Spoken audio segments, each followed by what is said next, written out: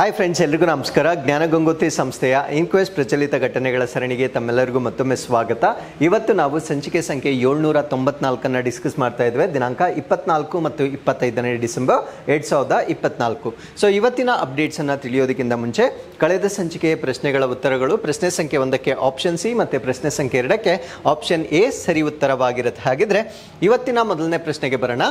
ಕರ್ನಾಟಕದ ಮೊದಲ semi conductor ಯೋಜನೆಗೆ ಯಾವ ಕಂಪನಿಯು ಅನುಮೋದನೆ ಪಡೆದಿದೆ? So which company has received approval for Karnataka's first semi conductor project? So ಇದು ನಮ್ಮ ಕರ್ನಾಟಕದಲ್ಲಿ ಅರೆವಾಹಕಗಳನ್ನು ಉತ್ಪಾದನೆ ಮಾಡ್ತಕ್ಕಂಥ ಮೊದಲ ಒಂದು ಕೈಗಾರಿಕೆ ಆಗಿರುತ್ತೆ. ಸೊ ಇದಕ್ಕೆ ಕರ್ನಾಟಕ ಸರ್ಕಾರ ಮೊಟ್ಟ ಮೊದಲ ಬಾರಿಗೆ ಅನುಮೋದನೆಯನ್ನು ಕೊಟ್ಟಿರುತ್ತೆ. ಸೊ ಆ ಒಂದು ಕಂಪನಿಯ ಹೆಸರೇನು ಅಂತಕ್ಕಂಥದ್ದು ನಮ್ಮ ಪ್ರಶ್ನೆ ಆಗಿರುತ್ತೆ. ಸೊ ಈ ಪ್ರಶ್ನೆಗೆ ಸರಿಯಾದ ಉತ್ತರ Sai electric semiconductor manufacturing private limited ಅಂತ ಹೇಳ್ತೇವೆ. ಸೊ ಇವರು ನಮ್ಮ ಕರ್ನಾಟಕದಲ್ಲಿ ಮೊಟ್ಟ ಮೊದಲ ಬಾರಿಗೆ ಅರೆವಾಹಕಗಳನ್ನು ಉತ್ಪಾದನೆ ಮಾಡ್ತಕ್ಕಂಥ ಒಂದು ಪ್ರೈವೇಟ್ ಲಿಮಿಟೆಡ್ ಆಗಿ ಕರ್ನಾಟಕ ರಾಜ್ಯ ಸರ್ಕಾರದಿಂದ ಅನುಮೋದನೆಯನ್ನು ಪಡೆದಿರ್ತಕ್ಕಂಥ ಒಂದು ಕಂಪನಿಯಾಗಿ ನಾವು ಇದನ್ನ ಕನ್ಸಿಡರ್ ಮಾಡಬಹುದಾಗಿರುತ್ತೆ. ಹಾಗಿದ್ರೆ ಈ ಒಂದು ಪ್ರೈವೇಟ್ ಲಿಮಿಟೆಡ್ ಏನಿದೆ ಇದು ಯಾವ ಒಂದು ಕೈಗಾರಿಕಾ ಪ್ರದೇಶದಲ್ಲಿ ಇರುತ್ತೆ ಅಂತ ನಾವು ನೋಡೋದಾದ್ರೆ ಕೋಚನಹಳ್ಳಿ ಎಲೆಕ್ಟ್ರಾನಿಕ್ಸ್ ಮ್ಯಾನುಫ್ಯಾಕ್ಚರಿಂಗ್ ಕ್ಲಸ್ಟರ್ ಅಂತ ಹೇಳ್ತೇವೆ. ಈ ಕ್ಲಸ್ಟರ್ ಇರ್ತಕ್ಕಂಥದ್ದು ಮೈಸೂರಿನಲ್ಲಿ. ಹಾಗಿದ್ರೆ ಈ ಒಂದು Sai electric semiconductor manufacturing private limited ಕೂಡ ಮೈಸೂರಿನಲ್ಲಿರ್ತಕ್ಕಂಥ ಒಂದು ಕೈಗಾರಿಕೆ ಆಗಿರುತ್ತೆ. ಸೊ ಅವರು ಸೆಮಿ ಕಂಡಕ್ಟರ್ಗಳನ್ನು ನಮ್ಮ ಕರ್ನಾಟಕದಲ್ಲಿ ಪ್ರಪ್ರಥಮ ಬಾರಿಗೆ ತಯಾರಿ ಮಾಡ್ತಕ್ಕಂಥ ಒಂದು ಇಂಡಸ್ಟ್ರಿ ಇದಾಗಿರುತ್ತೆ. ಸೊ ಇದರಿಂದ ಆಗ್ತಕ್ಕಂಥ ಬೆನಿಫಿಟ್ ಏನು ಅಂದರೆ 460 ಹೊಸ ಜಾಬ್ಗಳು ಕ್ರಿಯೇಟ್ ಆಗುತ್ತೆ. ಸೊ ಅದ್ರ ಜೊತೆಗೆ ಈ ಒಂದು ಸೆಮಿ ಕಂಡಕ್ಟರ್ ಸೆಕ್ಟರ್ ಏನಿದೆ ಅಥವಾ ವಲಯ ಏನಿದೆ, ಸೊ ಇದಕ್ಕೆ ಹೆಚ್ಚಿನ ಇನ್ವೆಸ್ಟ್ಮೆಂಟ್ ಅಥವಾ ಬಂಡವಾಳ ಹೂಡಿಕೆ ಹೆಚ್ಚಾಗ್ತಕ್ಕಂಥದ್ದನ್ನು ನಾವಿಲ್ಲಿ ಗಮನಿಸಬಹುದಾಗಿರುತ್ತೆ. ಸೊ ಇದರೊಂದಿಗೆ ನಾವು ಸೆಮಿ ಕಂಡಕ್ಟರ್ ಅಂದರೆ ಏನು ಅಂತ ಅರ್ಥ ಮಾಡ್ಕೊಳ್ಬೇಕು. ನೋಡಿ, ಸೆಮಿ ಅಂದರೆ ಅರೆ, ಕಂಡಕ್ಟರ್ ಅಂದರೆ ವಾಹಕ ಅಂತ ಹೇಳ್ತೇವೆ. ಅಂದರೆ ವಿದ್ಯುತ್ ಪ್ರವಾಹವನ್ನು ತಡೆಗಟ್ಟತಕ್ಕಂಥದ್ದು ಅಥವಾ ಒಂದು ಲಿಮಿಟೆಡ್ ರೀತಿಯಲ್ಲಿ ಅದು ವರ್ಗಾವಣೆ ಮಾಡಲಿಕ್ಕೆ ಅಲೋ ಮಾಡ್ತಕ್ಕಂಥ ವಸ್ತುಗಳನ್ನು ನಾವು ಸೆಮಿ ಕಂಡಕ್ಟರ್ ಅಂತ ಕರಿತೇವೆ. ಸೊ ಈಗ ನಮಗೆ ಪ್ರಶ್ನೆ ಬರುತ್ತೆ, ಏನಕ್ಕೆ ವಿದ್ಯುತ್ ಪ್ರವಾಹವನ್ನು ನಾವು ಲಿಮಿಟ್ ಮಾಡಬೇಕು? ಅದರಿಂದ ನಮ್ಗಾಗ್ತಕ್ಕಂಥ ಅಡ್ವಾಂಟೇಜ್ ಏನು ಅಂದರೆ ಅದರ ಎಫಿಷಿಯನ್ಸಿ ಜಾಸ್ತಿ ಆಗುತ್ತೆ. ಅಂದರೆ ಕಡಿಮೆ ವಿದ್ಯುತ್ತಲ್ಲಿ ನಾವು ಹೆಚ್ಚಿನ ಈಲ್ಡನ್ನು ಪಡಿಬೋದಾಗಿರುತ್ತೆ. ಸೊ ಆ ರೀತಿಯ ಈಲ್ಡನ್ನು ಪಡಿಬೇಕಾಗಿದ್ದರೆ ನಾವು ಸೆಮಿ ಕಂಡಕ್ಟರ್ಗಳನ್ನು ಬಳಸಬೇಕಾಗಿರುತ್ತೆ. ಸೊ ಸೆಮಿ ಕಂಡಕ್ಟರ್ಗಳನ್ನು ಯಾವ ರೀತಿ ಮ್ಯಾನುಫ್ಯಾಕ್ಚರ್ ಮಾಡ್ತಾರೆ ಅಂದರೆ ಕಂಡಕ್ಟರ್ ಮತ್ತೆ ಇನ್ಸುಲೇಟರ್ ಇವೆರಡು ಏನಿರುತ್ತೆ, ಅದರರ್ಥ ವಾಹಕ ಮತ್ತು ಅವಾಹಕ ಏನಿರುತ್ತೆ ಅವೆರಡರ ನಡುವಿನ ವಿದ್ಯುತ್ ವಾಹಕತೆಯನ್ನ ಹೊಂದಿರುತ್ತೆ. ಅಂದ್ರೆ ವಾಹಕ ವಸ್ತುಗಳೇನಿರ್ತವೆ ಆ ರೀತಿಯಾಗಿ ಫಾಸ್ಟ್ ಆಗಿ ಕೂಡ ಅದು ವಿದ್ಯುತ್ತನ್ನ ಪ್ರವಾಹ ಮಾಡೋದಿಲ್ಲ. ಅವಾಹಕ ಅಂದ್ರೆ ಅದು ವಿದ್ಯುತ್ ಅದರೊಳಗಡೆ ಹೋಗೋದಿಲ್ಲ. ಸೊ ಇದರ ಮಧ್ಯದ ಕ್ಯಾಟಗರಿಯನ್ನ ನಾವೇನಂತ ಹೇಳ್ಬೋದಾಗಿರುತ್ತೆ ಅಂದ್ರೆ ಸೆಮಿ ಕಂಡಕ್ಟರ್ಸ್ ಅಥವಾ ಅರೆವಾಹಕಗಳು ಅಂತ ಹೇಳ್ಬೋದಾಗಿರುತ್ತೆ. ಸೊ ಇದರಿಂದ ಏನ್ ಮಾಡ್ತಾರೆ ಅಂದ್ರೆ ಆ ಕರೆಂಟ್ ಫ್ಲೋ ಏನಿರುತ್ತೆ ಅಂದ್ರೆ ವಿದ್ಯುತ್ ಹೇಗೆ ಪ್ರವಾಹ ಮಾಡುತ್ತೆ, ಸೊ ಅದನ್ನ ನಾವು ಲಿಮಿಟ್ ಮಾಡ್ತಕ್ಕಂಥ ಒಂದು ವ್ಯವಸ್ಥೆಯನ್ನ ನಾವೇನಂತ ಹೇಳ್ತೀವಿ ಅಂದ್ರೆ ಸೆಮಿ ಕಂಡಕ್ಟರ್ ಅಂತ ಹೇಳ್ತಕ್ಕಂಥದ್ದನ್ನ ನಾವು ನೋಡ್ಬೋದಾಗಿರುತ್ತೆ. ಹಾಗಿದ್ರೆ ಸೆಮಿ ಕಂಡಕ್ಟರ್ ಮೆಟೀರಿಯಲ್ಸ್ಗಳಿಗೆ ಕೆಲವೊಂದು ಎಕ್ಸಾಂಪಲ್ಸ್ ಅನ್ನ ನಾವು ನೋಡೋದಾದ್ರೆ silicon, germanium, gallium. So gallium arsenide, so ಇವೆಲ್ಲ ಸೊ ಈ ಒಂದು ಅರೆವಾಹಕಗಳಿಗೆ ಉತ್ತಮವಾಗಿರ್ತಕ್ಕಂಥ ಉದಾಹರಣೆಗಳಂತ ನಾವು ಹೇಳ್ಬೋದಾಗಿರುತ್ತೆ. ಸೊ ಇವುಗಳನ್ನ ನಾವು ಎಲ್ಲೆಲ್ಲಿ ಯೂಸ್ ಮಾಡ್ತೀವಿ ಅಂದ್ರೆ ಎಲೆಕ್ಟ್ರಾನಿಕ್ ಡಿವೈಸ್ಗಳಲ್ಲಿ ಯೂಸ್ ಮಾಡ್ತೇವೆ. ಫಾರ್ ಎಕ್ಸಾಂಪಲ್ ಡಯೋಡ್ಸ್ಗಳಾಗಿರ್ಬೋದು, ಟ್ರಾನ್ಸಿಸ್ಟರ್ಗಳಾಗಿರ್ಬೋದು, ಇಂಟಗ್ರೇಟೆಡ್ ಸರ್ಕ್ಯೂಟ್ಗಳಾಗಿರ್ಬೋದು, ಸೋಲಾರ್ ಅಂದರೆ ಸೌರಕೋಶಗಳಲ್ಲಿ ಮತ್ತು ಆಪ್ಟಿಕಲ್ ಸೆನ್ಸಾರ್ಗಳಲ್ಲಿ ಇದನ್ನು ಹೆಚ್ಚಾಗಿ ಬಳಕೆ ಮಾಡ್ತಾರೆ. ಸೊ ಇವೆಲ್ಲವನ್ನ ಈವನ್ ಇದನ್ನು ನಾವು ಎಲೆಕ್ಟ್ರಿಕಲ್ ವೆಹಿಕಲ್ಸ್ಗಳಲ್ಲಿ ತುಂಬ ಟ್ರೆಂಡಿಂಗ್ ಅಂದರೆ ಇತ್ತೀಚೆಗೆ ನಾವು ಬಹಳ ಹೆಚ್ಚಾಗಿ ಬಳಕೆ ಮಾಡ್ತಾ ಇರ್ತಕ್ಕಂಥ ವಿದ್ಯುತ್ ವಾಹನಗಳಲ್ಲೂ ಕೂಡ ಈ ಸೆಮಿ ಕಂಡಕ್ಟರ್ಸ್ ಅಂತಕ್ಕಂಥದ್ದು ಬಹಳ ಒಂದು ವೆರಿ ಇಂಪಾರ್ಟೆಂಟ್ ಕಾಂಪೊನೆಂಟ್ ಆಗಿ ನಾವು ನೋಡ್ಬೋದಾಗಿರುತ್ತೆ. ಸೊ ಇದರಲ್ಲಿ ಒಂದು ಸಿಸ್ಟಮ್ ಇದೆ. ಆ ಸಿಸ್ಟಮ್ ಏನು ಅಂದರೆ ಈ ಎಲೆಕ್ಟ್ರಿಕ್ ಪ್ರಾಪರ್ಟೀಸ್ ಏನಿರ್ತವೆ ಅಂದರೆ ವಿದ್ಯುತ್ ಪ್ರವಾಹ ಆಗ್ತಕ್ಕಂಥ ಒಂದು ಗುಣಲಕ್ಷಣಗಳೇನಿರ್ತವೆ ಅದನ್ನ ಮಾಡಿಫೈ ಮಾಡ್ತಾರೆ. ಮಾಡಿಫೈ ಅಂದ್ರೆ ಅದನ್ನ ಮಾರ್ಪಾಡು ಮಾಡ್ತಾರೆ. ಯಾವ ರೀತಿ ಮಾರ್ಪಾಡು ಮಾಡ್ತಾರೆ ಅಂದ್ರೆ ಆಡಿಂಗ್ ಇಂಪ್ಯೂರಿಟೀಸ್ ಅಂದ್ರೆ ಕೆಲವೊಂದು ಇಂಪ್ಯೂರಿಟೀಸ್ಗಳನ್ನ ಅಥವಾ ತ್ಯಾಜ್ಯ ವಸ್ತುಗಳನ್ನ ಅಥವಾ ಲೋಹದ ತ್ಯಾಜ್ಯಗಳನ್ನ ಆಡ್ ಮಾಡುವ ಮುಖಾಂತರ ಸೊ ಅದರ ಗುಣಲಕ್ಷಣಗಳನ್ನ ಮಾರ್ಪಾಡು ಮಾಡಲಾಗುತ್ತೆ. ಸೊ ಈ ಒಂದು ಪ್ರೋಸೆಸ್ ಅನ್ನ ನಾವೇನಂತ ಕರಿತೀವಿ ಅಂದ್ರೆ ಡೋಪಿಂಗ್ ಅಂತ ಕರಿತೇವೆ. ಸೊ ಡೋಪಿಂಗ್ ಅಂದ್ರೆ ಆ ಒಂದು ಎಲೆಕ್ಟ್ರಿಕಲ್ ಪ್ರಾಪರ್ಟೀಸ್ ಆಫ್ ಮೆಟಲ್ ಏನಿರುತ್ತೆ ಸೊ ಅದನ್ನ ಮಾರ್ಪಾಡು ಮಾಡುವ ಒಂದು ಪದ್ಧತಿಯನ್ನ ನಾವೇನಂತ ಕರಿತೀವಿ ಅಂದ್ರೆ ಡೋಪಿಂಗ್ ಅಂತ ಕರಿತೇವೆ. ಸೊ ಇದರಿಂದ ನಮ್ಗಾಗ್ತಕ್ಕಂಥ ಬೆನಿಫಿಟ್ ಏನು ಅಂದ್ರೆ ನಾವು ಎಷ್ಟು ತ್ಯಾಜ್ಯ ವಸ್ತುಗಳನ್ನ ಅದರೊಳಗಡೆ ಸೇರಿಸ್ತೇವೆ ಸೊ ಅದಕ್ಕೆ ತಕ್ಕಂತೆ ಎಲೆಕ್ಟ್ರಿಕಲ್ ಕ್ಯಾರೆಕ್ಟರಿಸ್ಟಿಕ್ಸ್ ಚೇಂಜ್ ಆಗುತ್ತೆ. ಅಂದ್ರೆ ಒಂದೊಂದು ಡಿವೈಸ್ಗೆ ಒಂದೊಂದು ಫಂಕ್ಷನಾಲಿಟಿ ಬೇಕಾಗಿರುತ್ತೆ. ಆ ಡಿವೈಸ್ಗೆ ಯಾವ ರೀತಿಯ ಒಂದು ಫಂಕ್ಷನಾಲಿಟಿ ಬೇಕಾಗಿರುತ್ತೆ ಸೊ ಅದಕ್ಕೆ ಸೂಟಬಲ್ ಆಗಿರ್ತಕ್ಕಂಥ ಈ ಒಂದು ತ್ಯಾಜ್ಯ ವಸ್ತುಗಳನ್ನ ಅಥವಾ ಈ ಒಂದು ಇಂಪ್ಯೂರಿಟೀಸನ್ನು ಸೇರಿಸುವ ಮುಖಾಂತರ ಸೊ ಅದರ ವಿದ್ಯುತ್ ಪ್ರವಾಹತೆಯನ್ನು ಮಾರ್ಪಾಡು ಮಾಡಲಾಗುತ್ತೆ. ಸೊ ಈ ಒಂದು ಸಿಸ್ಟಮನ್ನು ನಾವು ಡೋಪಿಂಗ್ ಅಂತ ಕರೀತಕ್ಕಂಥದ್ದನ್ನು ನಾವು ನೋಡ್ಬೋದಾಗಿರುತ್ತೆ. ಹಾಗಿದ್ರೆ ಈಗ ಈ ಒಂದು ಯೋಜನೆ ಏನಿದೆ ಸೊ ಇದು ಕೇವಲ ಪ್ರಾರಂಭ ಮಾತ್ರ. ಸೊ ಈ ರೀತಿಯ ಒಂದು ಕೇಂದ್ರಗಳನ್ನು ಈಗ ಮೈಸೂರಿನಲ್ಲಿ ಆಲ್ರೆಡಿ ಅನುಮೋದನೆ ಕೊಟ್ಟಿರ್ತಾರೆ. ಸೊ ಹುಬ್ಬಳ್ಳಿಯಲ್ಲಿ ಪ್ರಾರಂಭ ಮಾಡ್ತಾರೆ, ಅದಾದಮೇಲೆ ತುಮಕೂರಿನಲ್ಲಿ ಪ್ರಾರಂಭ ಮಾಡ್ತಾರೆ, ಬೆಂಗಳೂರು ರೂರಲ್ ಅಲ್ಲೂ ಕೂಡ ಈ ರೀತಿಯ ಕೇಂದ್ರಗಳನ್ನು ಸ್ಥಾಪನೆ ಮಾಡ್ತಕ್ಕಂಥ ಭವಿಷ್ಯದ ಒಂದು ಪ್ಲಾನ್ಗಳನ್ನು ನಾವಿಲ್ಲಿ ನೋಡಬಹುದಾಗಿರುತ್ತೆ. So with this let's get into question number 2. 88ನೇ ಅಖಿಲ ಭಾರತ ಕನ್ನಡ ಸಾಹಿತ್ಯ ಸಮ್ಮೇಳನವನ್ನು ಎಲ್ಲಿ ನಡೆಸಲು ನಿರ್ಧರಿಸಲಾಗಿದೆ? ವೇರ್ ವಿಲ್ ದಿ 88th ಅಖಿಲ ಭಾರತ ಕನ್ನಡ ಸಾಹಿತ್ಯ ಸಮ್ಮೇಳನ ಬಿ ಹೆಲ್ಡ್? ಸೊ ಈ ಪ್ರಶ್ನೆಗೆ ಸರಿಯಾದ ಉತ್ತರ ಸೊ ಇದನ್ನು ಬಳ್ಳಾರಿಯಲ್ಲಿ ಕಂಡಕ್ಟ್ ಮಾಡ್ತಕ್ಕಂಥ ಒಂದು ನಿರ್ಧಾರವನ್ನು ತೆಗೆದುಕೊಂಡಿರ್ತಕ್ಕಂಥದ್ದನ್ನು ನಾವು ನೋಡ್ಬೋದಾಗಿರುತ್ತೆ. ಸೊ ಬಳ್ಳಾರಿಯಲ್ಲಿ 88ನೇ ಈ ಒಂದು ಕನ್ನಡ ಸಾಹಿತ್ಯ ಸಮ್ಮೇಳನವನ್ನು ನಡೆಸ್ತಕ್ಕಂಥ ಒಂದು ನಿರ್ಧಾರವನ್ನು ತೆಗೆದುಕೊಂಡಿರ್ತಾರೆ. ಸೊ ಮುಂದೆ ನಡೀತಾ ಇರ್ತಕ್ಕಂಥದ್ದು ಅಂದರೆ ಈ ವರ್ಷ ಮಂಡ್ಯದಲ್ಲಿ ನಡೆದಿರ್ತಕ್ಕಂಥದ್ದು 87ನೇ ಸಮ್ಮೇಳನ ಆಗಿರುತ್ತೆ. ಸೊ ಮುಂದೆ ನಡಿಬೇಕಾಗಿರ್ತಕ್ಕಂಥದ್ದು 88ನೇದು. ಸೊ ಇದನ್ನ ಮುಂದಿನ ವರ್ಷ ಅಂದ್ರೆ 2025ರಲ್ಲಿ ಬಳ್ಳಾರಿಯಲ್ಲಿ ನಡೆಸ್ತಕ್ಕಂಥ ಒಂದು ನಿರ್ಧಾರವನ್ನ ಕೈಗೊಂಡಿರ್ತಾರೆ. ಸೊ ಈ ಒಂದು ನಿರ್ಧಾರವನ್ನ ಒಂದು ಎಕ್ಸಿಕ್ಯೂಟಿವ್ ಕಮಿಟಿ ಇರುತ್ತೆ, ಅಂದ್ರೆ ಕಾರ್ಯಕಾರಿ ಸಮಿತಿ ಇರುತ್ತೆ.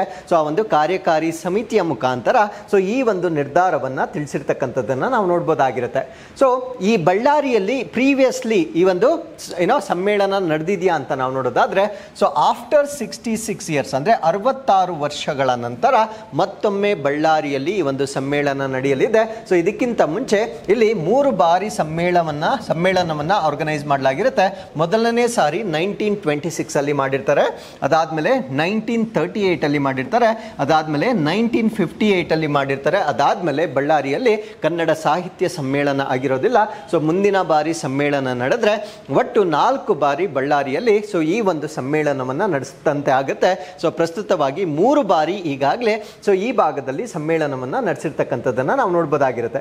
ಸೊ ಇತ್ತೀಚೆಗೆ ನಡೆದಿರ್ತಕ್ಕಂಥ ಸಮ್ಮೇಳನದಲ್ಲಿ ಕೆಲವೊಂದು ರಿಸಲ್ಯೂಷನ್ಸ್ ಅಂದರೆ ಕೆಲವೊಂದು ನಿರ್ಣಯಗಳನ್ನು ಪಾಸ್ ಮಾಡಿರ್ತಾರೆ ಅಥವಾ ಕೆಲವೊಂದು ರಿಕ್ವೆಸ್ಟ್ಗಳನ್ನು ಗೌರ್ಮೆಂಟ್ಗೆ ಮಾಡಲಾಗಿರುತ್ತೆ. ಆ ನಿರ್ಣಯಗಳು ಯಾವ್ದ್ಯಾವುದು ಅಂತ ನಾವಿಲ್ಲಿ ಬ್ರೀಫಾಗಿ ನೋಡ್ತಾ ಬರೋಣ.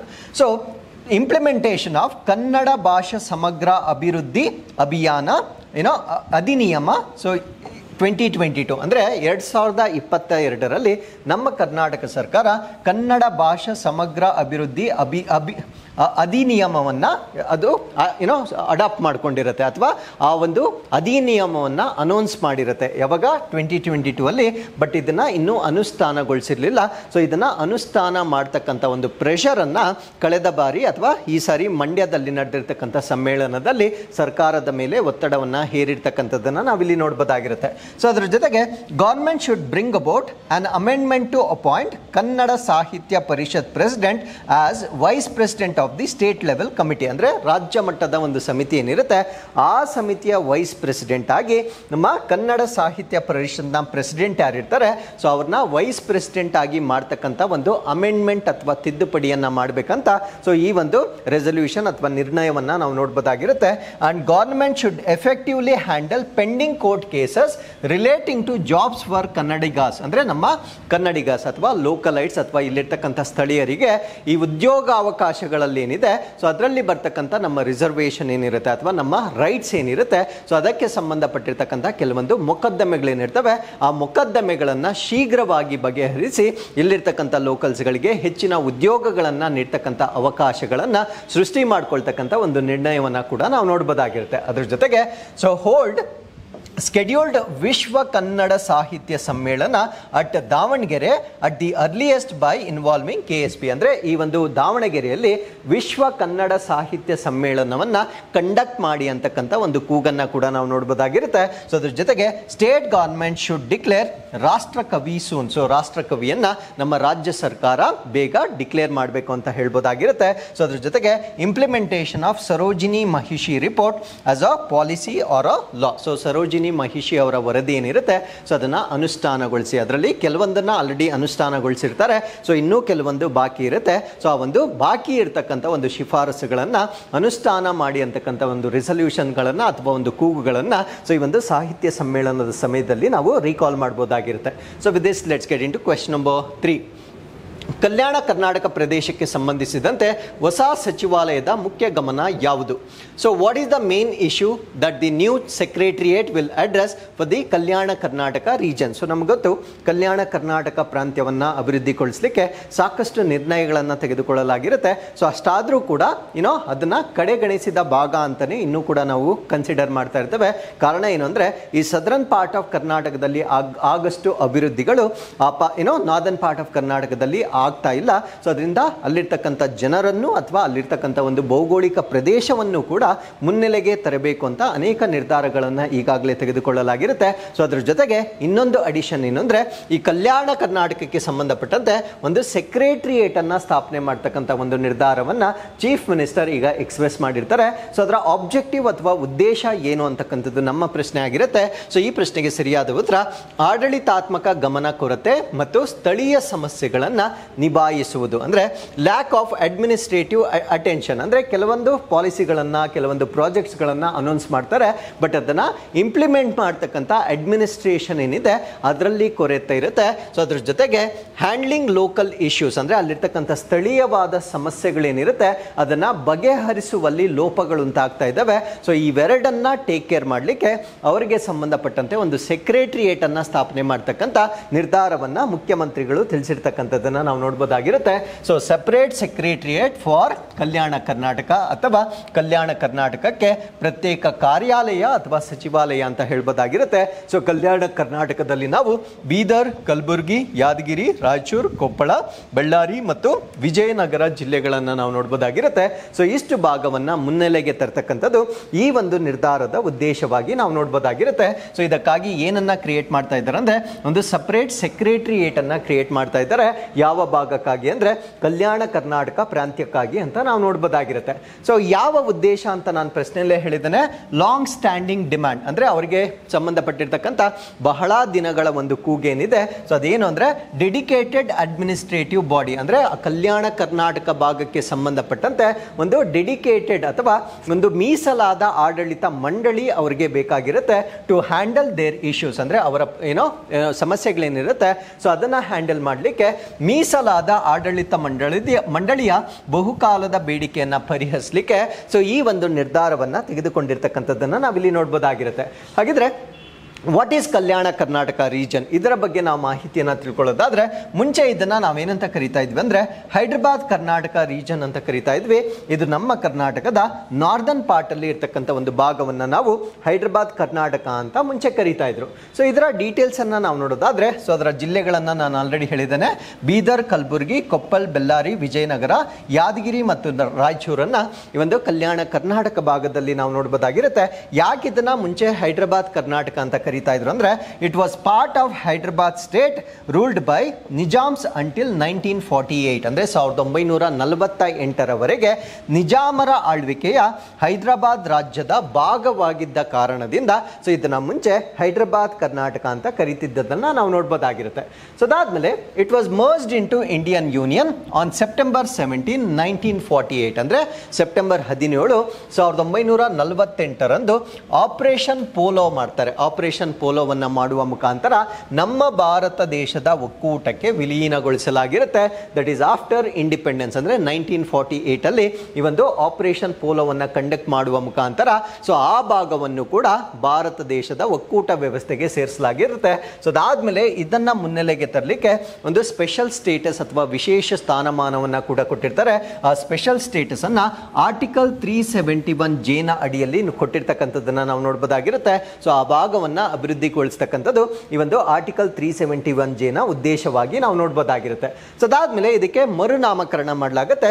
ಮುಂಚೆ ಹೈದರಾಬಾದ್ ಕರ್ನಾಟಕ ಅಂತ ಕರೀತಾ ಇದ್ರು. 2019ನಲ್ಲಿ ಸೊ ಇದಕ್ಕೆ ಮರುನಾಮಕರಣ ಮಾಡಿ ಕಲ್ಯಾಣ ಕರ್ನಾಟಕ ಭಾಗ ಅಂತ ಇದಕ್ಕೆ ಮರುನಾಮಕರಣ ಮಾಡ್ತಾರೆ. ಸೊ ಅದ್ರ ಜೊತೆಗೆ ಇಲ್ಲಿ ಡೆವಲಪ್ಮೆಂಟಲ್ ಇನಿಷಿಯೇಟಿವ್ಸ್ ಅಥವಾ ಅಭಿವೃದ್ಧಿ ಉಪಕ್ರಮಗಳನ್ನು ನಾವು ನೋಡೋದಾದ್ರೆ, the Kalyana Karnataka regional development board establish to oversee the developmental activities, ಅಂದ್ರೆ ಇಲ್ಲಿರ್ತಕ್ಕಂಥ ಒಂದು ಭಾಗದ ಅಭಿವೃದ್ಧಿಯನ್ನ ಮೇಲ್ವಿಚಾರಣೆ ಮಾಡಲಿಕ್ಕೆ ಕಲ್ಯಾಣ ಕರ್ನಾಟಕ ಪ್ರದೇಶ ಅಭಿವೃದ್ಧಿ ಮಂಡಳಿಯನ್ನ ಸ್ಥಾಪನೆ ಮಾಡ್ತಕ್ಕಂಥದ್ದನ್ನು ನಾವಿಲ್ಲಿ ನೋಡಬಹುದಾಗಿರುತ್ತೆ.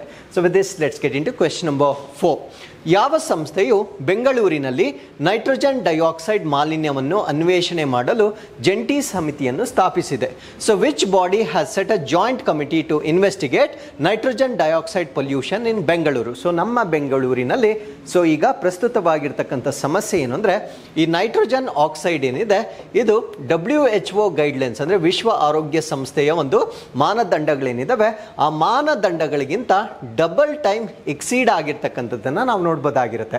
ಸೊ ಇದರಿಂದ ನಮಗೆ ಶ್ವಾಸಕೋಶಕ್ಕೆ ಸಂಬಂಧಪಟ್ಟಂತೆ ಸಾಕಷ್ಟು ಕಾಯಿಲೆಗಳು ರಿಪೋರ್ಟ್ ಆಗ್ತಾ ಇರೋದನ್ನು ನಾವು ಇತ್ತೀಚೆಗೆ ನೋಡ್ಬೋದಾಗಿರುತ್ತೆ. ಸೊ ಇದಕ್ಕೆ ಮುಖ್ಯ ಕಾರಣ ಏನು ಅಂದರೆ, ಸೊ ನೈಟ್ರೋಜನ್ ಆಕ್ಸೈಡ್ ಪೊಲ್ಯೂಷನ್ ಜಾಸ್ತಿ ಆಗಿರ್ತಕ್ಕಂಥದ್ದು ಇದಕ್ಕೆ ಕಾರಣವಾಗಿರುತ್ತೆ. ಸೊ ಇದರ ಬಗ್ಗೆ ಒಂದು ರಿಸರ್ಚನ್ನು ಮಾಡಲಿಕ್ಕೆ ಈಗ ಒಂದು ಜಂಟಿ ಸಮಿತಿಯನ್ನು ಸ್ಥಾಪನೆ ಮಾಡಲಾಗಿರುತ್ತೆ. ಯಾರು ಈ ಸಮಿತಿಯನ್ನು ಸ್ಥಾಪನೆ ಮಾಡಿರೋದು ಅನ್ನೋದು ನಮ್ಮ ಪ್ರಶ್ನೆ ಆಗಿರುತ್ತೆ. ಸೊ ಈ ಪ್ರಶ್ನೆಗೆ ಸರಿಯಾದ ಉತ್ತರ NGT ಅಂದರೆ ನ್ಯಾಷನಲ್ ಗ್ರೀನ್ ಟ್ರೈಬ್ಯುನಲ್ ಅಥವಾ ರಾಷ್ಟ್ರೀಯ ಹಸಿರು ಮಂಡಳಿ. ಸೊ ಈ ಒಂದು ಜಂಟಿ ಸಮಿತಿಯನ್ನು ಸ್ಥಾಪನೆ ಮಾಡಿರ್ತಕ್ಕಂಥದ್ದನ್ನು ನಾವು ನೋಡ್ಬೋದಾಗಿರುತ್ತೆ. ಸೊ ಅಪ್ಡೇಟ್ ಏನು ಅಂದರೆ NGT ಅಂದರೆ ನ್ಯಾಷನಲ್ ಗ್ರೀನ್ ಟ್ರೈಬ್ಯುನಲ್ ಏನಿದೆ, set up joint committee on Bengaluru's nitrogen oxide pollution. So ಬೆಂಗಳೂರಿನ ನೈಟ್ರೋಜನ್ ಆಕ್ಸೈಡ್ ಮಾಲಿನ್ಯದ ಕುರಿತು ಒಂದು ಅನ್ವೇಷಣೆಯನ್ನು ಮಾಡಲಿಕ್ಕೆ NGT ಒಂದು ಜಂಟಿ ಸಮಿತಿಯನ್ನು ಸ್ಥಾಪನೆ ಮಾಡಿರ್ತಕ್ಕಂಥದ್ದನ್ನು ನಾವು ನೋಡ್ಬೋದಾಗಿರುತ್ತೆ.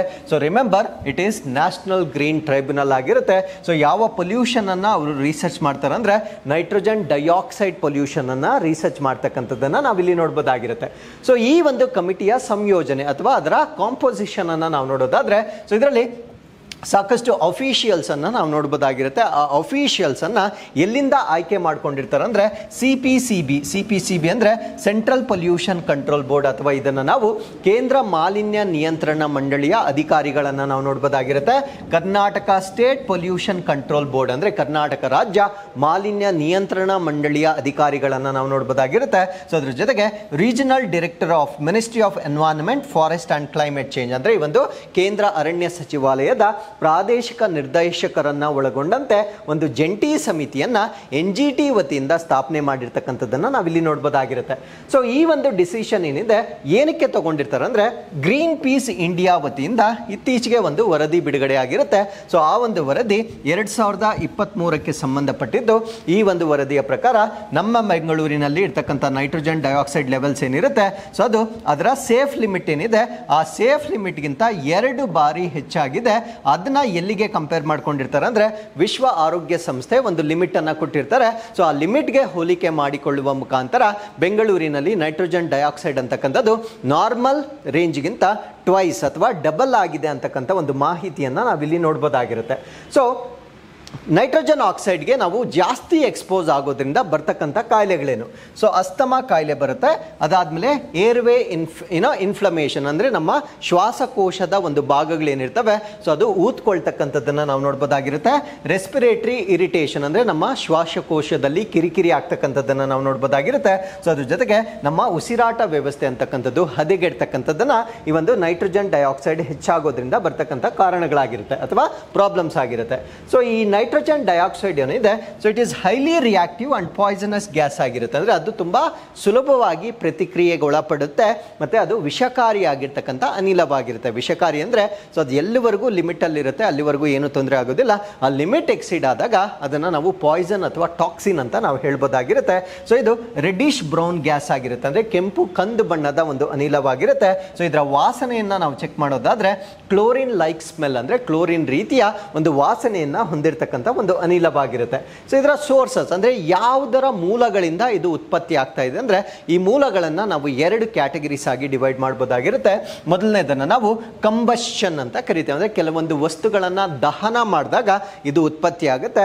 ಸೊ ಎರಡನೇ ಕ್ಯಾಟಗರಿಯನ್ನು ನಾವು ಸ್ಟೇಷನರಿ ಸೋರ್ಸಸ್ ಅಂತ ಕರಿತೇವೆ, ಅಂದರೆ ನಾವು ಕಂಬಷನ್ ಅಥವಾ ದಹಿಸುವ ಕ್ರಿಯೆ ಮಾಡದಿದ್ದರೂ ಕೂಡ ಅದರಿಂದ ತನ್ನಷ್ಟಕ್ಕೆ ತಾನೇ ಉತ್ಪತ್ತಿ ಆಗುತ್ತೆ. ಸೊ ಈ 2 ಕ್ಯಾಟಗರೀಸ್ಗಳಲ್ಲಿ ನಾವು ಇದನ್ನು ನೋಡ್ಬೋದಾಗಿರುತ್ತೆ. ಹಾಗಿದ್ರೆ ಕಂಬಷನ್ ಸೋರ್ಸಸ್ ಯಾವ್ದ್ಯಾವುದು ಅಂತ ನಾವು ಹೇಳೋದಾದ್ರೆ, ಫಾಸಿಲ್ ಫ್ಯೂಯಲ್ ಅನ್ನ ಬರ್ನ್ ಮಾಡ್ತಕ್ಕಂಥದ್ದು ಅಂದರೆ ನಮ್ಮ ಪೆಟ್ರೋಲಿಯಂ ಪ್ರಾಡಕ್ಟ್ಗಳನ್ನು ದಹನ ಮಾಡ್ತಕ್ಕಂಥದ್ದು, ಪವರ್ ಪ್ಲಾಂಟ್ಸ್ಗಳಲ್ಲಿ ಅಂದರೆ ಕೋಲನ್ನು ಬರ್ನ್ ಮಾಡ್ತಕ್ಕಂಥದ್ದು, ಮತ್ತು ಇಂಡಸ್ಟ್ರಿಯಲ್ ಪ್ರಾಸೆಸಸ್ ಅಥವಾ ಕೈಗಾರಿಕಾ ಪ್ರಕ್ರಿಯೆಗಳಲ್ಲಿ ಸೊ ಇದು ಉತ್ಪತ್ತಿ ಆಗ್ತಕ್ಕಂಥದ್ದನ್ನು ನಾವು ನೋಡ್ಬೋದಾಗಿರುತ್ತೆ. ಸೊ ಸ್ಟೇಷನರಿ ಸೋರ್ಸ್ ಬಂದಾಗ ಕೋಲ್ and gas fire power plants ಅಂದರೆ ಈ ಒಂದು ಕಲ್ಲಿದ್ದಲು ಮತ್ತು ಅನಿಲ ಆಧಾರಿತ ವಿದ್ಯುತ್ ಸ್ಥಾವರಗಳೇನಿರ್ತವೆ ಸೊ ಅದು ಫಂಕ್ಷನಿಂಗ್ ಆಗದಿದ್ರೂ ಕೂಡ ಅಲ್ಲಿಂದ ಈ ಒಂದು ನೈಟ್ರೋಜನ್ ಡೈಆಕ್ಸೈಡ್ ಉತ್ಪತ್ತಿ ಆಗ್ತಕ್ಕಂಥದ್ದನ್ನು ನಾವಿಲ್ಲಿ ನೋಡ್ಬೋದಾಗಿರುತ್ತೆ. ಸೊ ಇದರಿಂದ ಆಗ್ತಕ್ಕಂಥ ಎನ್ವೈರನ್ಮೆಂಟಲ್ ಇಂಪ್ಯಾಕ್ಟ್ಸ್ ಏನು ಅಂದರೆ ಈ ನೈಟ್ರೋಜನ್ ಡೈಆಕ್ಸೈಡ್ ಏನಿರುತ್ತೆ ಇದು ಮಳೆ ಬಿದ್ದಾಗ ವಾಟರ್ ಜೊತೆ ರೈನ್ ವಾಟರ್ ಜೊತೆ ಕಂಬೈನ್ ಆಗುತ್ತೆ. ಸೊ ರೈನ್ ವಾಟರ್ ಜೊತೆ ಕಂಬೈನ್ ಆಗಿ ನೈಟ್ರೋಜನ್ ಆಕ್ಸೈಡ್ ಏನಾಗಿ ಕನ್ವರ್ಟ್ ಆಗುತ್ತೆ ಅಂದರೆ ನೈಟ್ರಿಕ್ ಆಸಿಡ್ ಆಗಿ ಕನ್ವರ್ಟ್ ಆಗುತ್ತೆ. ನೋಡಿ, ನೈಟ್ರೋಜನ್ ಡೈಆಕ್ಸೈಡ್ ಇದ್ದಿದ್ದು it combines with water when there is a rain fall.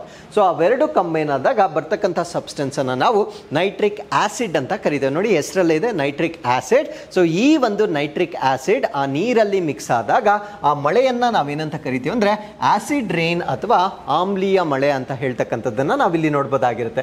ಅದ್ರ ಜೊತೆಗೆ ಇದು ಫೋಟೋ ಕೆಮಿಕಲ್ ಸ್ಮಾಗ್ ಅನ್ನ ಉಂಟು ಮಾಡುತ್ತೆ. ದ್ವಿತೀಯ ರಾಸಾಯನಿಕ ಹೊಗೆ ಮಂಜು ಅಂತ ಹೇಳ್ತೇವೆ. ಸ್ಮಾಗ್ ಅಂದ್ರೆ ಈ ಒಂದು ಸ್ಮೋಕ್ ಮತ್ತೆ ಸ್ಮಾಗ್ ಎರಡು ಸ್ಮೋಕ್ ಮತ್ತೆ ಫಾಗ್ ಎರಡು ಕಂಬೈನ್ ಆದ್ರೆ ಅಂದ್ರೆ ಈ ಒಂದು ಗಾಳಿ ಅಂದ್ರೆ ಕಲುಷಿತವಾಗಿರ್ತಕ್ಕಂಥ ಅನಿಲ ಮತ್ತೆ ಫಾಗ್ ಏನಿರುತ್ತೆ ಅವೆರಡು ಕಂಬೈನ್ ಆದ್ರೆ ಉತ್ಪತ್ತಿ ಆಗ್ತಕ್ಕಂಥ ಒಂದು ಮಾಲಿನ್ಯಕಾರಕವನ್ನ ನಾವು ಸ್ಮಾಗ್ ಅಂತ ಕರಿತೇವೆ.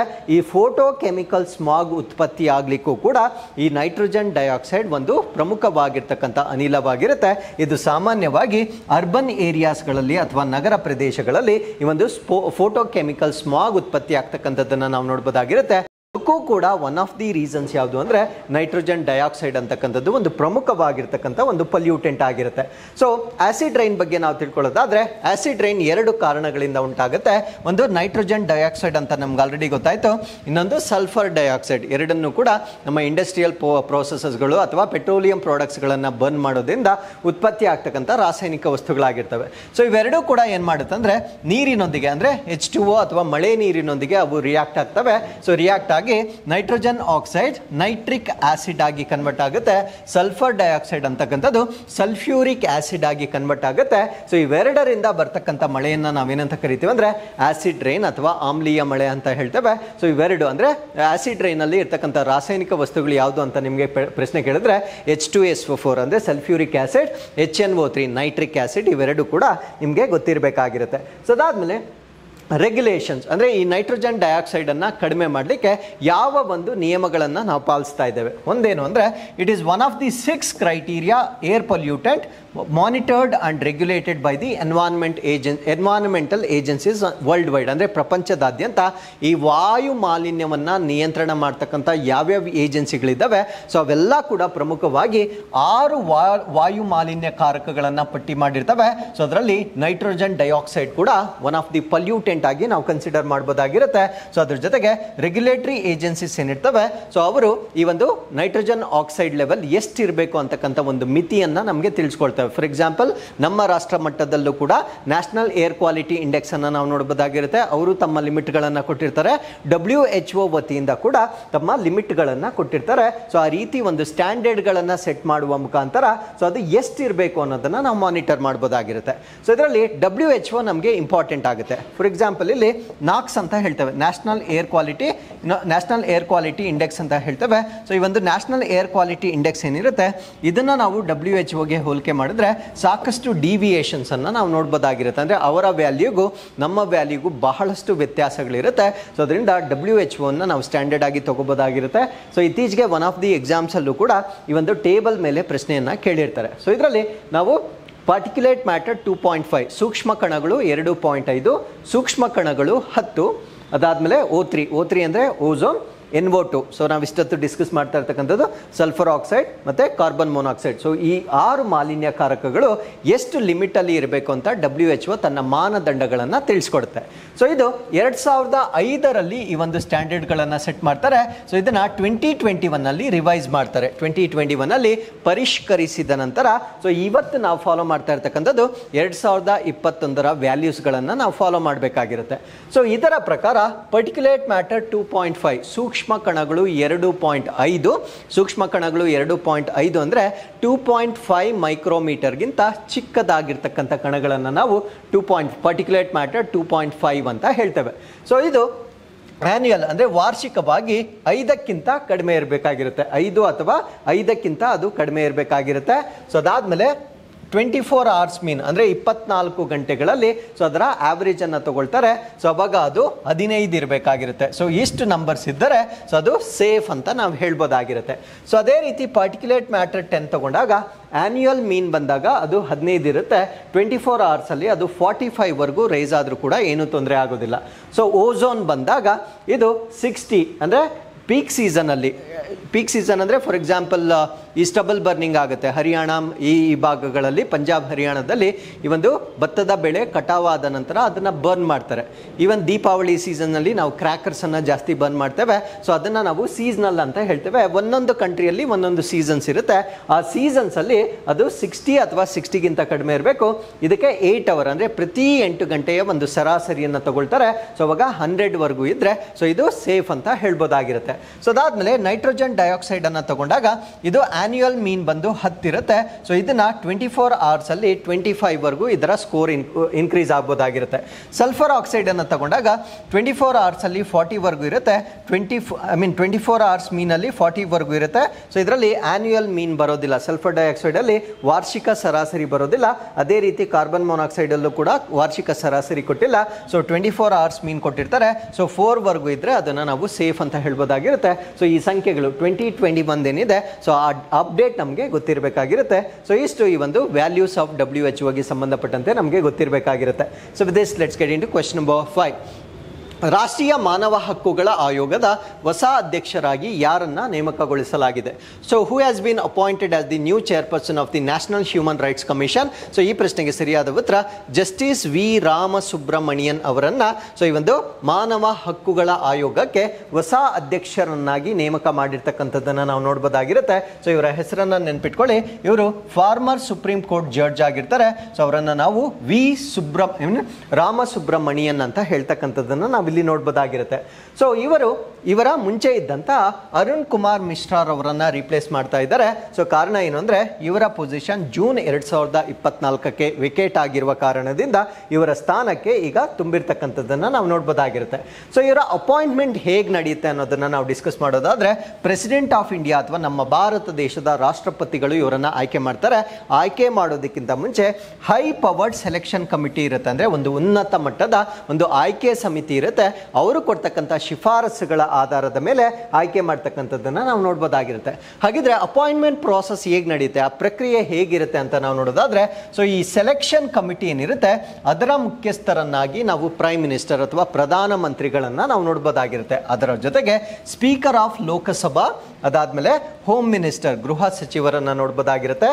ಲೀಡರ್ ಆಫ್ ಅಪೋಸಿಷನ್ ಅಂದ್ರೆ ವಿರೋಧ ಪಕ್ಷಗಳ ನಾಯಕರು, ಬೋತೇನ್ ಹೌಸಸ್ ಆಫ್ ದಿ ಪಾರ್ಲಿಮೆಂಟ್ ಅಂದರೆ ಸದನದ ನಮ್ಮ ಸಂಸತ್ತಿನ ಎರಡೂ ಸದನಗಳ ವಿರೋಧ ಪಕ್ಷಗಳ ನಾಯಕರು ಕೂಡ ಇದರಲ್ಲಿ ಇರ್ತಾರೆ. ಸೊ ಅದಾದ್ಮೇಲೆ deputy chairperson of the Rajya Sabha, so ರಾಜ್ಯಸಭಾದ ಡೆಪ್ಯೂಟಿ ಚೇರ್ಪರ್ಸನ್ ಯಾರಿರ್ತಾರೆ. ಸೊ ಎಷ್ಟು ಜನರ ಒಂದು ಹೈ ಪವರ್ಡ್ ಕಮಿಟಿ ಏನಿರುತ್ತೆ. ಸೊ ಈ ಕಮಿಟಿಯಲ್ಲಿ ಯಾರನ್ನ ನಿರ್ಧಾರ ಮಾಡ್ತಾರೆ ಸೊ ಅವರಿಗೆ ಈ ಒಂದು ಹುದ್ದೆಯನ್ನು ನೀಡ್ತಕ್ಕಂಥದ್ದನ್ನು ನಾವು ಇಲ್ಲಿ ನೋಡ್ಬೋದಾಗಿರುತ್ತೆ. ಸೊ ಇವರ ಸಿಗ್ನಿಫಿಕೆನ್ಸ್ ಏನು, ಇವ್ರು ಮಾಡ್ತಕ್ಕಂಥ ಫಂಕ್ಷನ್ಸ್ ಏನು ಅಂತ ನಾವು ನೋಡೋದಾದ್ರೆ ಸೊ ಈ ಒಂದು ಹ್ಯೂಮನ್ ರೈಟ್ಸ್ ಅನ್ನ ಪ್ರೊಟೆಕ್ಟ್ ಮಾಡ್ತಕ್ಕಂಥದ್ದು, ಮಾನವನ ಹಕ್ಕುಗಳನ್ನು ಸಂರಕ್ಷಣೆ ಮಾಡ್ತಕ್ಕಂಥದ್ದು. ಅದ್ರ ಜೊತೆಗೆ ಈ ಹ್ಯೂಮನ್ ರೈಟ್ಸ್ಗೆ ಸಂಬಂಧಪಟ್ಟಂತೆ ಏನೇನು ಕಂಪ್ಲೇಂಟ್ಸ್ ಬರುತ್ತೆ, ಆ ದೂರುಗಳು ಬರುತ್ತೆ, ಅದನ್ನು ಶೀಘ್ರವಾಗಿ ವಿಲೇವಾರಿ ಮಾಡ್ತಕ್ಕಂಥದ್ದು. ಅದ್ರ ಜೊತೆಗೆ ಕೆಲವೊಂದು ರೆಕಮೆಂಡೇಶನ್ಸ್ ಅಥವಾ ಶಿಫಾರಸುಗಳನ್ನು ನೀಡ್ತಕ್ಕಂಥದ್ದು. ಸೊ ಇವ್ರಿಗೆ ಕೊಟ್ಟಿರ್ತಕ್ಕಂಥ ಜವಾಬ್ದಾರಿಗಳಾಗಿ ನಾವು ನೋಡ್ಬೋದಾಗಿರುತ್ತೆ. ಹಾಗಿದ್ರೆ ಈ ಒಂದು ಕಮಿಷನ್ ಬಗ್ಗೆ ತಿಳ್ಕೊಳ್ತಾ ಬರೋಣ. ಕಮಿಷನ್ ಅಂದರೆ ರಾಷ್ಟ್ರೀಯ ಮಾನವ ಹಕ್ಕುಗಳ ಆಯೋಗದ ಬಗ್ಗೆ ನಾವು ಡಿಸ್ಕಸ್ ಮಾಡ್ತಾ ಬರೋಣ. ಸೊ ಇದನ್ನ ಎಸ್ಟಾಬ್ಲಿಷ್ ಮಾಡಿರ್ತಕ್ಕಂಥದ್ದು ಅಕ್ಟೋಬರ್ 12, 1993 ಎಸ್ಟಾಬ್ಲಿಷ್ ಮಾಡ್ತಾರೆ. ಇದೊಂದು ಸ್ಟ್ಯಾಟ್ಯುಟರಿ ಬಾಡಿ ಆಗಿರುತ್ತೆ, ಅಂದರೆ ಶಾಸನಬದ್ಧವಾಗಿರ್ತಕ್ಕಂಥ ಒಂದು ಅಂಗವಾಗಿರುತ್ತೆ.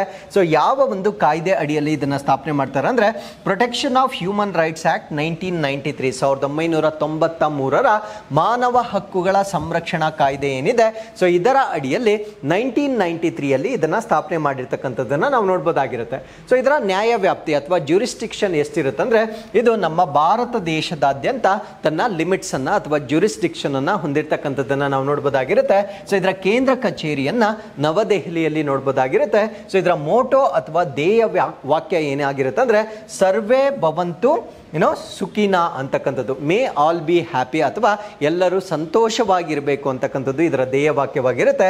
ಸೊ ಇದು ಇದರ ಗವರ್ನಿಂಗ್ ಬಾಡಿ ಅಥವಾ ಆಡಳಿತ ಮಂಡಳಿ ಮಿನಿಸ್ಟ್ರಿ ಆಫ್ ಹೋಮ್ ಅಫೇರ್ಸ್ ನ ಅಡಿಯಲ್ಲಿ ಇದು ಫಂಕ್ಷನ್ ಮಾಡ್ತಕ್ಕಂಥ ಒಂದು ಸಮಿತಿ ಆಗಿರುತ್ತೆ. So with this let's get into question number 6. ಭಾರತದ ಮೊದಲ ಜೈವಿಕ ಬಿಟುಮಿನ್ ಆಧಾರಿತ ವಿಸ್ತರಣೆಯನ್ನು ಯಾವ ರಾಷ್ಟ್ರೀಯ ಹೆದ್ದಾರಿಯಲ್ಲಿ ಉದ್ಘಾಟಿಸಲಾಯಿತು?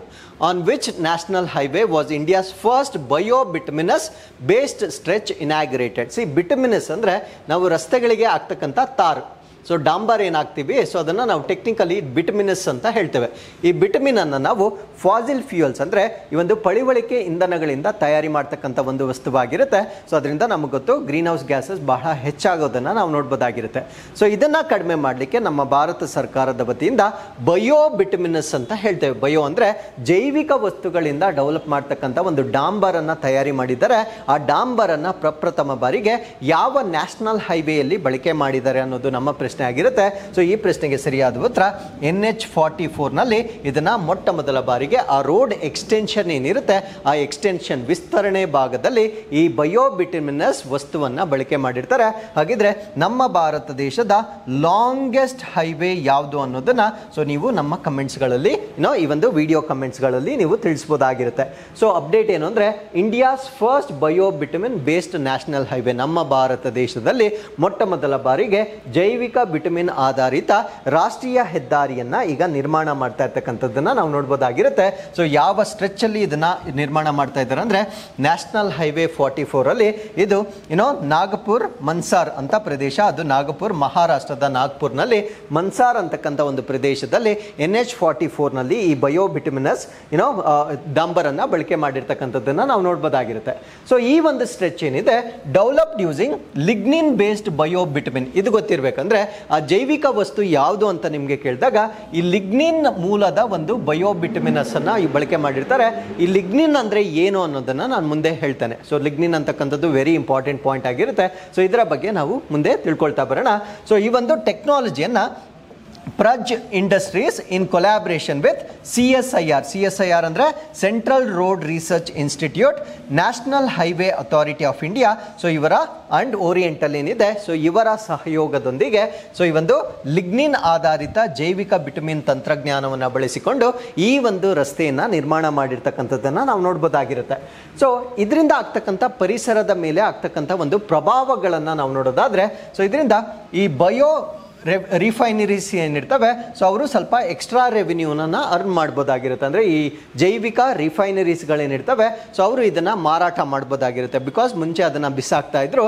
ಸೊ ಇದನ್ನು ಬಿಟುಮಿನಸ್ ತಯಾರಿ ಮಾಡುವ ಕಾರಣದಿಂದ ಅದರಲ್ಲೂ ಅವರು ಕೂಡ ಆದಾಯವನ್ನು ಹೆಚ್ಚು ಮಾಡ್ಕೊಳ್ಬೋದಾಗಿರುತ್ತೆ.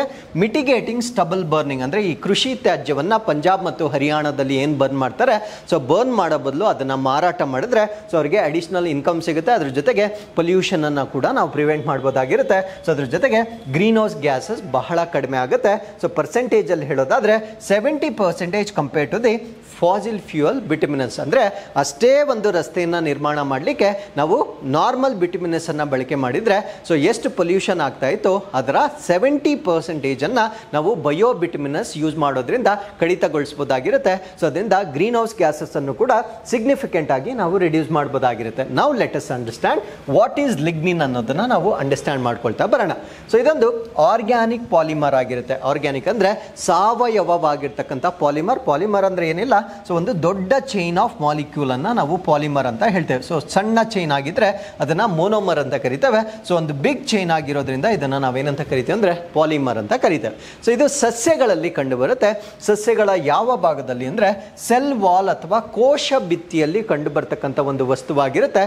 ಸಾಮಾನ್ಯವಾಗಿ ವುಡ್ ಮತ್ತೆ ಬಾರ್ಕ್ ಅಲ್ಲಿ ಕಂಡು ಬರುತ್ತೆ. ವುಡ್ ಅಂದ್ರೆ ಅದರ ಕಾಂಡ ಮತ್ತು ಅದರ ತೊಗಟೆ ಏನಿರುತ್ತೆ, ಸೊ ಇವೆರಡರಲ್ಲಿ ಹೆಚ್ಚಾಗಿ ಕಂಡು ಬರ್ತಕ್ಕಂಥ ಒಂದು ವಸ್ತುವನ್ನು ನಾವು ಲಿಗ್ನಿನ್ ಅಂತ ಕರಿತೇವೆ.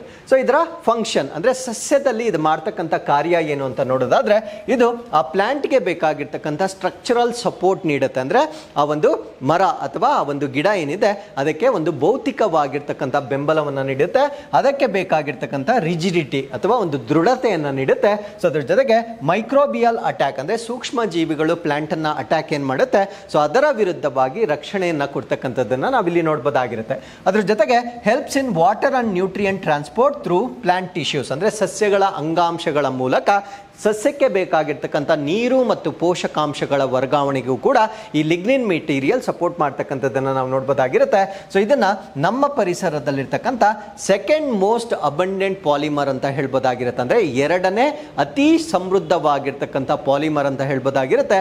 ಹಾಗಿದ್ರೆ ಮೊದಲ ಸ್ಥಾನದಲ್ಲಿರ್ತಕ್ಕಂಥ ಪಾಲಿಮರ್ ಯಾವುದು ಅಂದರೆ ಸೆಲ್ಯುಲೋಸ್ ಅಂತ ಹೇಳ್ತೇವೆ. ಈ ಸೆಲ್ಯುಲೋಸ್ ಕೂಡ ಸೇಮ್ ಪ್ಲೇಸ್ ಅಂದರೆ ಸೆಲ್ ವಾಲ್ ಅಲ್ಲಿ ಅಥವಾ ಕೋಶ ಭಿತ್ತಿಯಲ್ಲಿ ಕಂಡು ಬರ್ತಕ್ಕಂಥ ಒಂದು ವಸ್ತುವಾಗಿ ನಾವು ಇದನ್ನ ಕನ್ಸಿಡರ್ ಮಾಡಬಹುದಾಗಿರುತ್ತೆ. ಸೊ ಇದನ್ನ ಕೈಗಾರಿಕೆಗಳಲ್ಲಿ ಇಂಡಸ್ಟ್ರೀಸ್ಗಳಲ್ಲೂ ಕೂಡ ಯೂಸ್ ಮಾಡ್ತಾರೆ. ಯಾವ ರೀತಿ ಯೂಸ್ ಮಾಡ್ತಾರೆ ಅಂದರೆ ಪ್ರೊಡಕ್ಷನ್ ಆಫ್ ಪೇಪರ್, ನಾವು ಬಳಸ್ತಕ್ಕಂಥ ಕಾಗದಗಳ ತಯಾರಿಕೆಗಳಲ್ಲಿ, ಅದಾದಮೇಲೆ ಪಾರ್ಟಿಕಲ್ ಬೋರ್ಡ್ ಅಂದರೆ ಈ ಒಂದು ಪ್ಲೈವುಡ್ಗಳ ತಯಾರಿಕೆಯಲ್ಲಿ ಬಳಕೆ ಮಾಡ್ತಾರೆ.